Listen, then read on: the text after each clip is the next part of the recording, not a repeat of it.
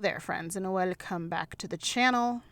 In today's video, I'm doing a plan with me for the week of election week, which, well, was a hot ass mess. Because why sugarcoat the obvious? It was a hot ass mess, and those results have aged like milk on a 100-degree day with a fire underneath it. So, yeah. So I did this voiceover many times because I was trying to figure out like what chord I wanted to strike here. Was it the angry one, the sad one, the activist one? I just didn't know which one I wanted to strike, and I decided that I didn't want to do any of those. Like, truly did not want to do any of those, and instead wanted to analyze art, which is one of my favorite things to do, as you all know, especially when it is in relation to music. I think that's probably one of my favorite pieces of art, or art mediums, to analyze and to delve into. And boy, was there a lot of deep diving to do within that Kendrick Lamar halftime show. And I think it's very related to some of the things that we have been, are still, and probably will still deal with for quite some time, unfortunately, given the current state of the trash administration in office. So I decided I'm going to focus my energies there for this video. I think that there were a lot of varied responses to the halftime show. People found it boring, not entertaining enough. He should have done his hits. Etc., etc. Like, it didn't fit the Super Bowl standard. We'll talk about that too. Which everyone's entitled to their opinion, even if it's wrong. So, you know, there's that. Anyways, before I get into all that, because there's a lot to get into, let's get into what I'm using. So I'm using my kit American Requiem, heavily inspired by the importance of voting and the election and the current state of the country, as well as kind of inspired by Beyonce's American Requiem, which is why I decided to call it that. And this is a kit from my shop. It is still available in shop. You can pick this up at cafewithanna.com, and it's available in premium matte and glossy papers if you all are interested. As far as foil, pretty much all of it is from Planet Hannah, probably with a few exceptions when it comes to the quote box overlays. But those shops are either not open or just doing printables at this point. So yeah, if you guys want to know, let me know. But I don't think either of them are open, to be honest with you, but I could be wrong. So yeah, I think that's everything that I'm using. If you have any questions on any of the stickers, as always, drop it in the comments. I've been somewhat better about getting back to comments, y'all, so kudos to me for that. But let's get into the meat of it. So Kendrick Lamar performed at this year's Super Bowl. Unless you're living under a rock, you probably have heard at least about that. And as always, his performances are always so multi-layered, and there's so many conversations that can be happening at once. And I feel like good art does that. And I think that art, aside from being, a form of creative expression, it can take many forms. It can be entertaining, which is what some people were looking for. It can be thought-provoking. It can be a form of resistance, a form of protest. I think it was the latter for this particular performance. So we're going to get through it. We're going to go through it, I should say, and I'm going to share the things I loved about it, and the things I found super insightful. So get your popcorn, get your snacks, get your drinks, because we going in. And I must say, of all the takes that irritate me about Kendrick's halftime show, probably the most irritating one that is wholly incorrect is that he made this performance completely about Drake. Folks, if that is what you have taken out of this, you have completely missed the point. Like, your head is wherever it's at, and the point just keeps flying over it, and I need you to get on a ladder and reach the point, because it's going right over your head. Anyways, so It opens, of course, with Apple Music, and interestingly enough, I didn't notice this right away, and there were definitely jabs at Drake. Let me just backtrack really quick. There were definitely jabs at Drake for sure, but to think that the entire performance was based on him is absolutely laughable. Anyways, it opens up with Apple Music logo, and I'm so sorry, but the first thing is definitely a jab at Drake, and I didn't even pick up on it until later, like many things, again, with Kendrick performances. But did y'all peep that it was shaped like an enormous red button? That is some diabolical shit. Bigger than the what? Anyways, so I thought that was hilarious, that jab at Drake. But so we start. It's pretty evident kind of before anyone is speaking or rapping that the theme of this halftime show is a game, right? Then we have Uncle Sam, played by Samuel L. Jackson, which I thought was brilliant, kind of introducing it and saying, "Salutations, I'm your Uncle Sam." And something along the lines of, "Welcome to the great American game." It's so good. And Kendrick then opens up. I have notes, y'all, because if not, I'll never get through it. Kendrick then opens up with the GNX teaser, which is like the really short like promo video, the only promo he did for an album he dropped 5 minutes later. So I don't even know if I can call it that, which lives in my head rent free. And I remember telling my boyfriend before the Super Bowl, I think it was the day or two before, I was like, what if he sings that GNX teaser? Because I play that like nobody's business. Like it's insane. I think my boyfriend's sick of me because I play it so much. And I was like, what if he opens with this? And he opened with it, and I'm telling y'all, I fell the F out.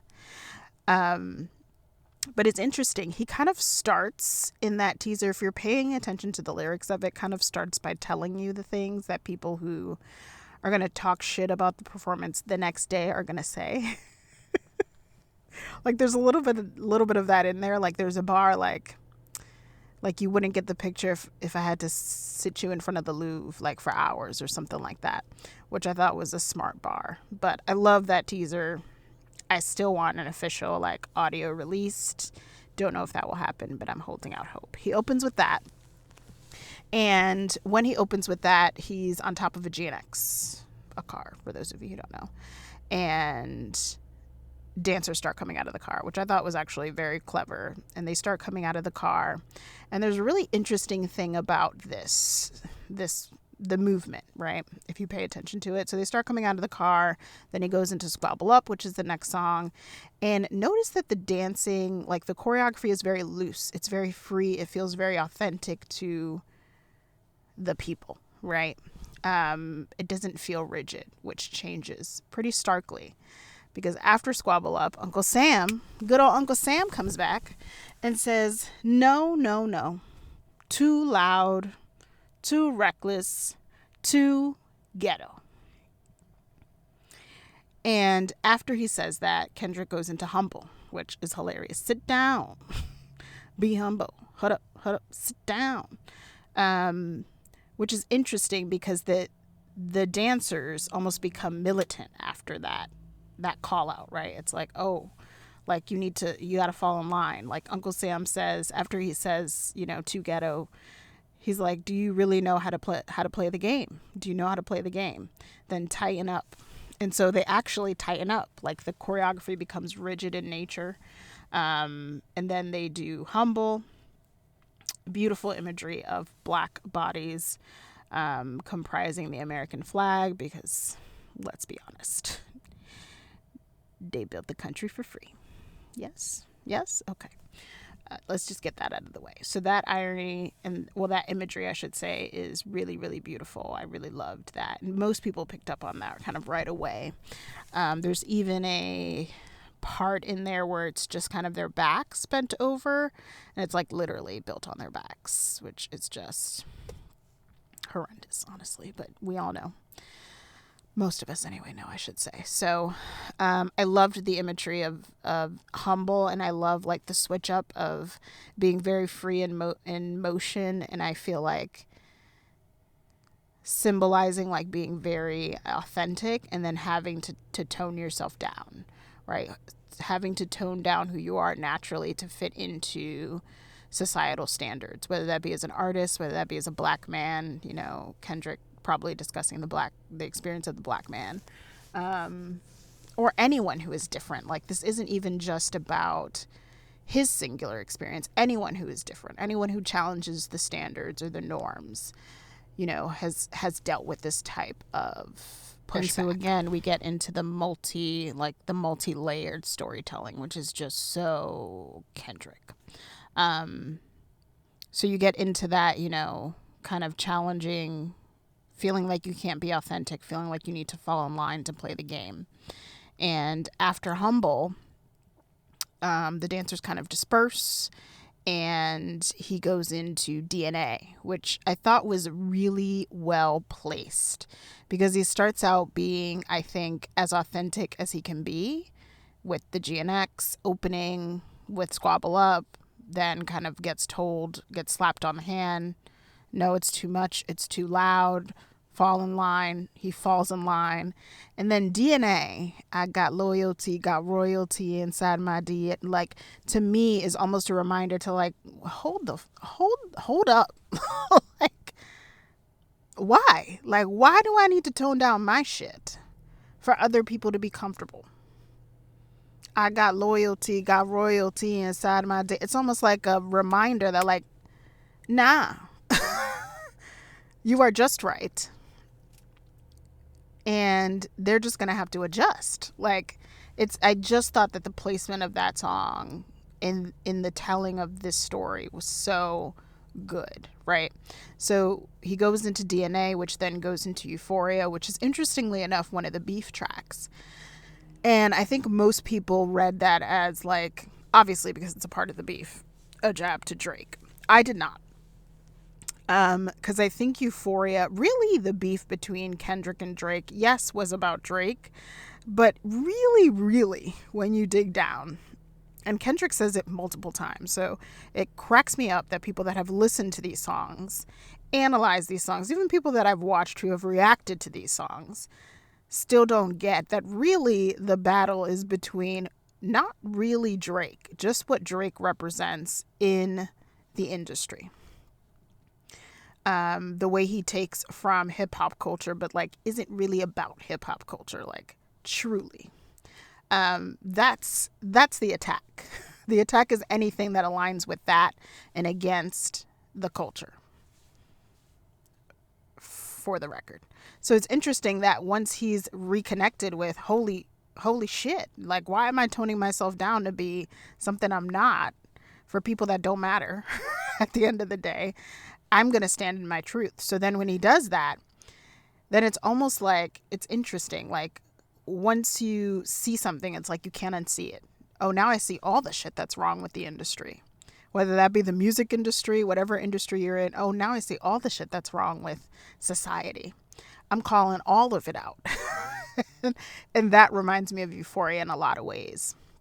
Right? And after Euphoria, which is much more like aggressive and kind of nature, I think that even DNA, I think DNA and Euphoria were a little more aggressive in nature. Then it kind of slows down when he does the Man in the Garden bit, which is so unapologetically black. Man in the Garden is one of my favorite songs on GNX. And he's there and he's got the beatbox kind of a cappella background with the guys behind him who have the grills, and it's just very unapologetically black. And if you've heard Man at the Garden, it's full of positive affirmations. Like, how unbelievably beautiful to watch him do that song surrounded by other black men, being as blackety black as they can be during Black History Month as the President of the United States watches. Don't talk to me about Kendrick, y'all. Don't talk to me about Kendrick Lamar. Because just that, I mean, all of this performance, but just that alone, chef's fucking kiss.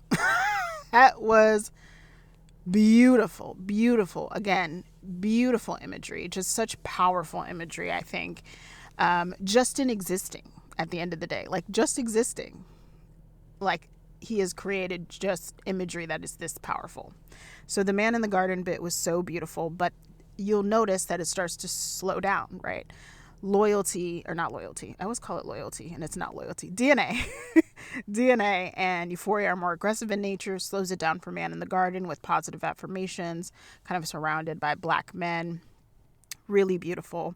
And then, guess who comes back specifically after man in the garden? After what I just said about that part of the performance. Uncle Sam comes back and he says something along the lines of, I'm paraphrasing y'all. Oh, you brought your homeboys with you. The old culture cheat code. The old culture cheat code. Scorekeeper. Deduct one life.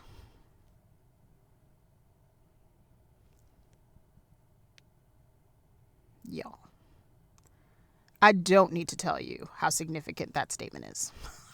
I hope I don't need to tell you how significant that statement is. After holding something that is so beautiful and so it's so much unity in it and so much positive affirmations in it and building community. Does it sound familiar? Because it is. Then the scorekeeper decides, nope, I don't like how you're doing that. Nope, I don't want you to get ahead. Nope, we're deducting one life. I mean, there are multiple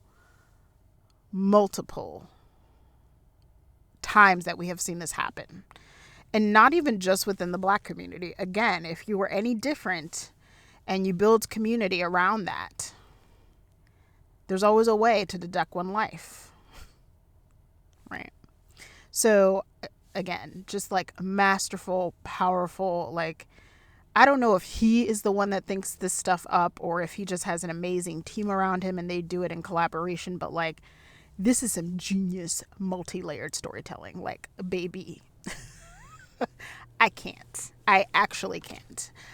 I'm so glad I'm going to see him live now. Like, I'm 30 times more excited to see him live because I just respect the art so much.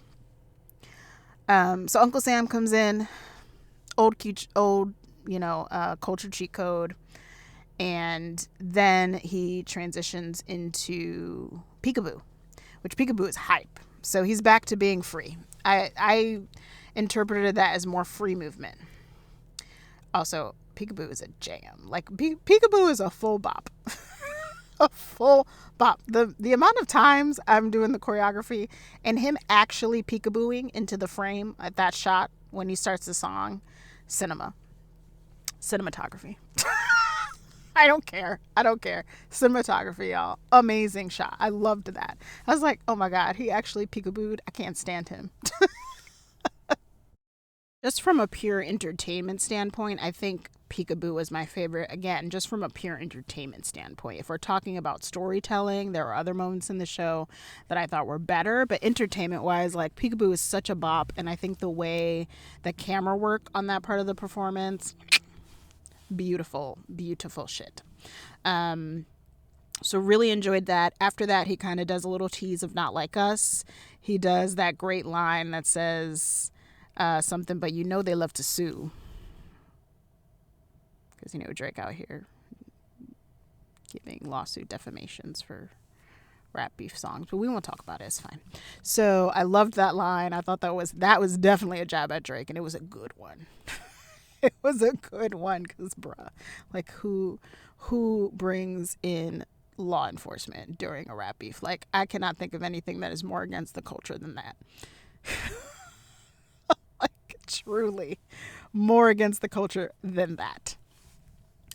Anyways, so he teases it, doesn't do it, and instead they slow it down, right? Which they had slowed it down for Man at the Garden a little bit, but obviously Peekaboo's a hype song. So then they slow it down, go into Luther, which is a really beautiful song. SZA comes out. I thought she sounded great. I don't know if those were live vocals or not, but I thought she sounded incredible. And she comes out. I know there was folks were talking about some significance, some feminine significance with the triangle part of the stage that she was on. I'm not sure about that. I haven't actually done my research on that. So if you have insight into that, drop it down below. But I know a lot of people were talking about that. She came out, did her thing. I thought she sounded great. I love the little bits of choreography she did specifically during Luther. I'm speeding up because I know we're running out of time and I want to get through everything. After Luther, they did All the Stars, which for me just reminds me of Black Panther and Chadwick Boseman. So that was particularly like touching for me because Chadwick Boseman is just the biggest loss in the industry in a very long time, in my opinion. Because I think he was just so monumental of an actor, and the roles that he chose to play were so monumental to, especially to Black culture, and Black Panther was definitely no exception to that rule. So I wanted them to sing All the Stars since I knew she was going to be on it. I was like hoping that she would do it, so I was really excited when I saw that they were doing it. But you'll notice still, like even with Luther, if you're paying attention again to the choreography specifically, in Luther and in All the Stars, it's much more militant. It's much more rigid. It's much more fall in line. It's almost like a march if you look at it, which again, I find interesting given that after those two songs are done, guess who comes back? Good old Uncle Sam. And Uncle Sam's been out here complaining basically for most of the show. And this is the first time that he comes on and says, there you go. This is what America wants. Nice and calm and slow. You're almost there. Don't mess this up. And of course, as he's saying that, you can hear the Not Like Us melody in the background, and he knows what he's about to do. Samuel L. Jackson is excellent. He just looks at the camera like, are you serious? It was great. It was great. And then he tells you, like Kendrick tells you right after that, 40 acres and a mule. This is bigger than the music. Yeah, they tried to rig the game, but you can't fake influence, which, oh, that is a bar. That is a bar. A bar. He could have dropped the mic right there before he even did Not Like Us, and I would have been like, okay. I'd been like, I'm so sorry, sir. Let me get out of the way. And he gets into kind of like what I think is the culmination, even in the storytelling, not just the culmination of the performance, but the realization of they not like us. They are not like us. Like this is the problem. This has been the issue the whole time. This is why they're trying to rig the game, because they are not like us. The Say Drake, diabolical. The Say Drake with the smile, diabolical once again. Diabolical. Diabolical shit. And kind of wraps it all up with, oh, wait, hold on. Let me backtrack. I was about to move on to TV Off, but we need to discuss Serena Williams stomping on that man's grave, which I do believe she was stomping on his grave, but also, for those who don't know, Serena is from Compton. Oddly, Drake has mentioned her, I guess, in other songs. And like, I don't know. Let me not even get into Aubrey because he's a mess. But it's well documented that she was crip walking in the performance. And it's well documented that when she crip walked years ago at Wimbledon, that they were dragging her through the mud. And how ironic that she's now crip walking on the biggest stage, right? Again, just such a call to culture, especially West Coast culture for Kendrick, who he's from there and has been lifting that up specifically with this album, GNX, so much. So Chef's Kiss with Serena looking fantastic, stomping on that stage. I loved it, or on that field, I guess I should say. I loved her cameo. And then he goes into Turn the TV Off, which of course everyone's like, oh, they not like us. The biggest rap beef song in history, basically. Aubrey is crying in Australia. He is. And then everyone's like, oh, turn his TV off.